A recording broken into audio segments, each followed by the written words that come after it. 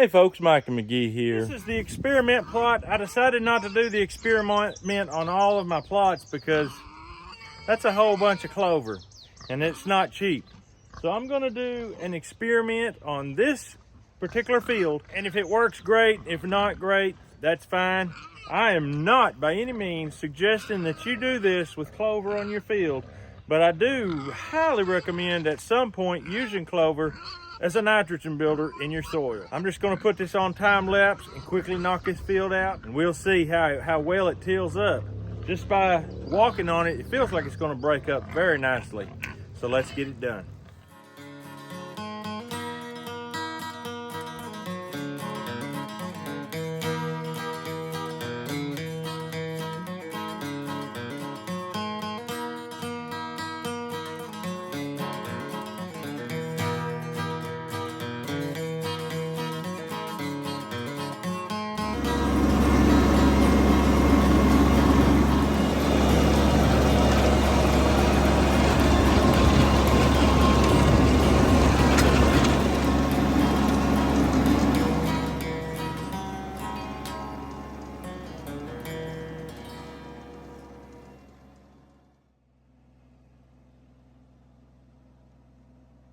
All right, we got it all.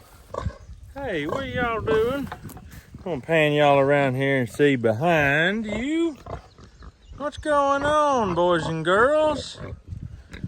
Yep, they might be the reason we raised some of this corn. Well, let's get back on to business. If I could only have one farm implement to go on my tractor, it would definitely be the tiller. The rotor tiller on a garden tractor is the most unbelievable thing.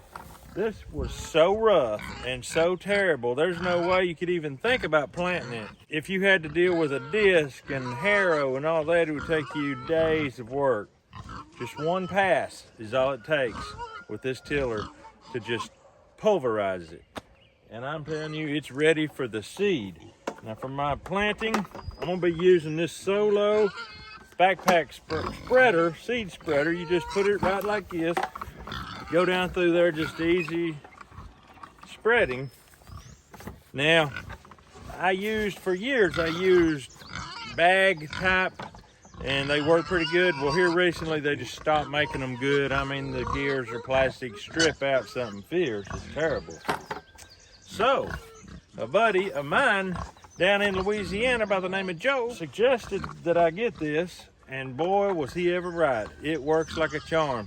If you're interested in one, drop down in the descriptions of this video, and there'll be a link right there for you to purchase one if you want one. They work like a charm, and they appear to be very well built. Now for my clover, I am going to be using red clover. My brother-in-law is a farmer up in Alberta, Canada. He brought me some of this. I bought 500 pounds from him. So I'm hoping not to plant all 500 out here. 50 pounds on a normal scale for planting clover, 50 pounds would plant you, my goodness, 40, 50 acres. But what I'm doing here is not planting clover. I am using clover as a living mulch. And I only get one shot at it. If it don't work, if the weeds come up through it, I'm gonna have to abort mission. I'll have about a week or two to decide, am I gonna, hey, be nice. Am I gonna stick with this, or am I gonna abort mission, get my cultivator out and cultivate this? Once I cultivate it, the money that I paid for this is out the window. No good. So I'm gonna hit it hard and hit it like I mean it. I want a living mulch that will produce nitrogen as it grows. So let's get it out there.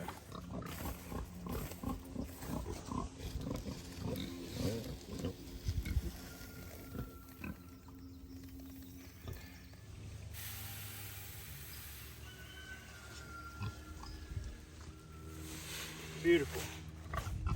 All right. I'm just going to take off down through here spreading it. If I could pack this, I've got a rolling cultipacker. I could pack it, it would come up better probably, but then at the same time, it's going to it's going to cause the weed seeds to come up quicker also. And I've got to plant this with corn here in a few weeks, and I need the soil to be loose, fairly loose for doing that, because I don't have a no-till corn planter. So here we go.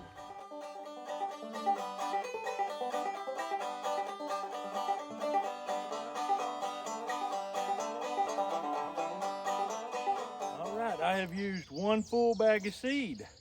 That's 50 pounds, and I started right here. With each pass of the spreader, I'm getting 2 tractor passes, so basically 10 feet.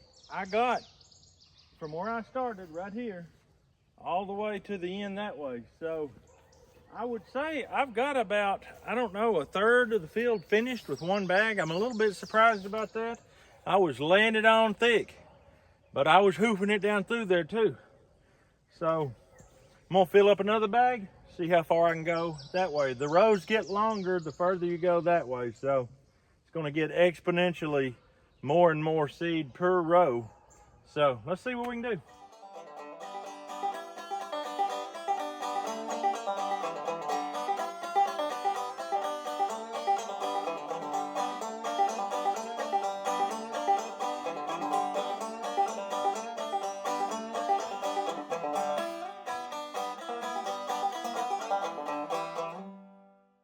All right, I got it spread. I've got 2 whole bags left. I'm surprised about that. So that means I covered this whole thing with basically 150 pounds. And I was laying it on it hot and heavy. So I feel pretty good about it. We'll see. Having that left over makes me wonder, maybe I should go back over it a little more, but my legs don't really want to. I counted the steps. It was 145 steps one way on this thing. And you go back and forth with that several times. It is not by mistake that I did it in the evening when the sun is behind the trees over here, casting a shade on this. I'll be honest with you, now that I've got it on there, I am getting more excited. It's supposed to rain a bunch in about 2 or 3 days from now. I've got myself in a bind now. I need the rain. Most of the time I'm like, oh man, I hope it don't rain. I'm supposed to put a roof on or something like that, but I need the rain. I wouldn't mind if it started raining right now. But if it'll rain in about 2 or 3 days, that'll be perfect. We'll see what kind of stand we get.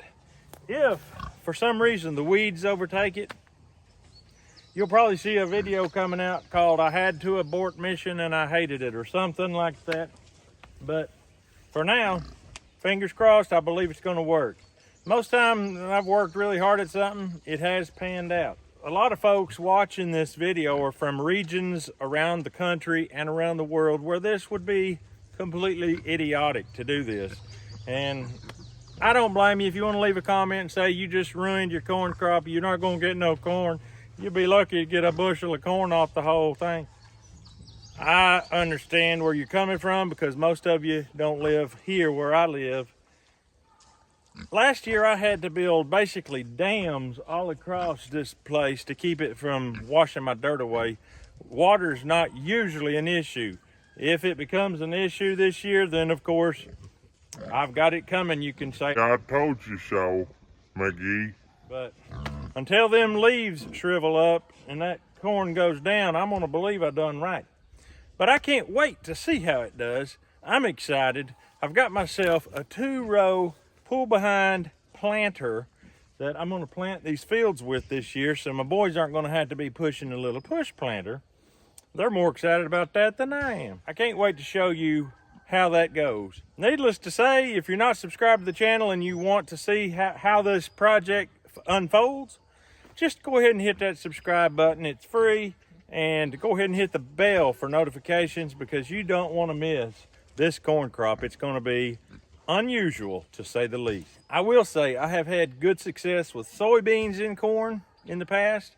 I have had good success with wheat among corn in the past and clover, but I've never planted it before my corn crop. Always after the corn was up. So this is a new one for me. Stick around and let's see how it goes. You guys have a great day. We'll see you on the next video.